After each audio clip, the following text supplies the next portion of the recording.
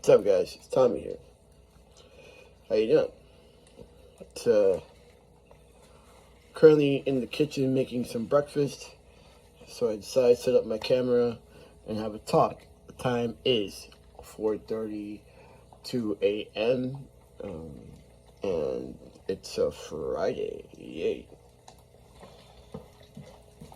So one thing I think that I struggle with as a person, right? And then it's compounded with the fact that I'm black and I'm trans and Latino. Living in the United States, you know, I mean, I'm really lucky to live in this time because the ones that came before me went through some really rough stuff, and so I do not for a second, forget how grateful I am to be living in the year 2022. I'm sorry, 2023, and being a black trans person in this time. Because being a trans person years ago, like maybe 30 years ago, or even like 20 years ago, was super, super rough. You didn't have access to doctors, you didn't have access to just public life, right? So I believe in the 1970s, there was this law that said that when you went out of your house, you had to have at least two pieces of clothing of the gender you were assigned at birth, so that you wouldn't go to jail. So it was like legit, like illegal to to do certain things that we can do today very freely. I don't negate that. I don't. I keep that in the back of my mind. Um, why do I keep that in the back of my mind? Because it helps me be grateful for the time I live in now. It is super easy, uh, especially with all the negative rhetoric that has happened in the last couple of years against LGBT people, particularly the T. Uh, it's really easy to get caught up in this really negative mindset and make you feel like you're less than, right? It's super easy to get caught up in the negative mindset and like listen to the voices that are berating you, right? So I am grateful for the old heads of old trans women that I've met in my time here in Miami, and that have really like shown me like, hey kid, like you're okay, we're good, So I'm not negating that it's not tough now, and that it couldn't get better, because it could get better in certain aspects of life. I think it could get better in the aspect of people really not overreacting when they find out that you're trans, not, or just like, I look forward to the day where it's like not going to be a thing, like at all. And there's not like people trying to legislate it out of like the country. Because to me, like when you make laws about other people and what they do with their private life, it's stupid. And like when you over exaggerate so you can be right, again, it's stupid. And it's dangerous, right? Especially dangerous for our kids, right? Because like there are some kids that are actually trans. Like I understand that there are some kids that are impressionable, but you know, let's not punish trans children because of impressionable children. Let's stop making our kids so damn impressionable. How about that? Like just exude more confidence in them being themselves, whatever themselves looks like. That's just my opinion, and whatever, right? It's like an asshole.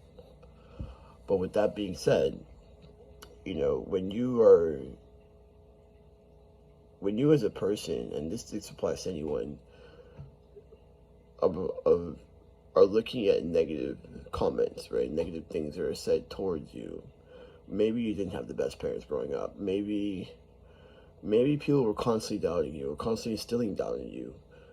It's hard as hell to rewire your brain. And then on top of that, your brain is made for survival.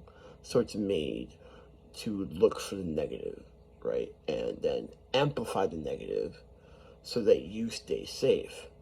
what happens when this particular like fail-safe system in our brain overworks, i.e. anxiety. I have anxiety. I was diagnosed with anxiety disorder in my early 20s, right? And so I deal with that.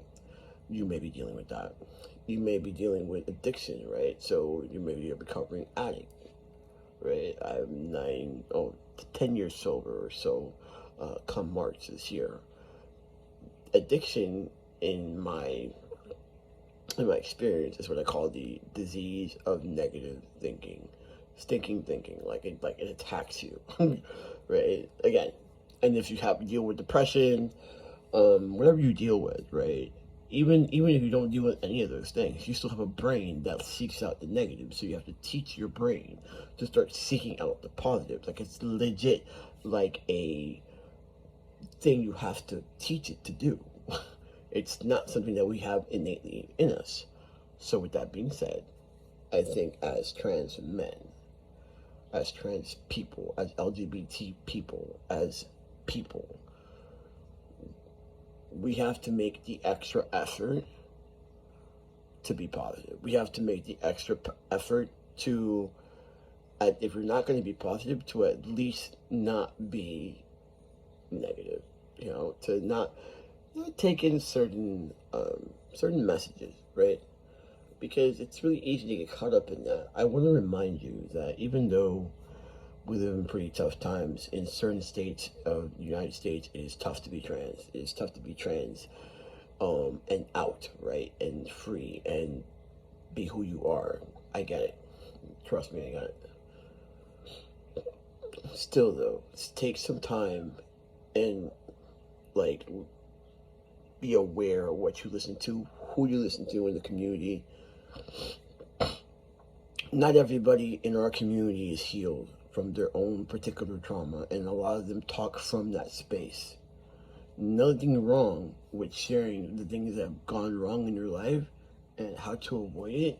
There is something to be said, though, when we're constantly in that space and you never get out of that space, so you never move forward, right? The reason why there's slavery movies, in my opinion, is not for me. I'm a black man. I already know about slavery. Trust me, I have the generational trauma from that, right? It's not for me. It's for other people to make sure that they know what has happened so it doesn't repeat itself, right? So that's just my 2 cents. However, I think here are some things, my suggestions, right? As a wellness coach, and as a personal trainer, and as someone who's like deals with the same shit, you know, be careful what you take in, who you listen to. What are their intentions, right? Are they constantly talking from their space of pain, you know, or are they talking from their space of resiliency? Do they want to know what was me? Oh, so sorry that happened to you. Or they want to be like, hey, this happened to me. This is how I got out of it. Be very aware. Be very, very aware of that. 2, keep in mind that at some point in time, you just have to say, I'm not listening to this shit anymore. Period. Just don't listen anymore. Because there are people who are of marginalized communities, and somehow, some way, they are thriving. And they're not all privileged. They are just thriving. They have already been your role models. Look for those people. Check those people out. They have the blueprint. The blueprint's already written. You just gotta follow the blueprint, you know? And the third thing I want to say to you is that, again, you know that I'm spiritual. You know I believe in God, the energy, the universe, the creators. God doesn't have any stepchildren, okay? We are all made from God, in the likeness of God, who is neither male or female.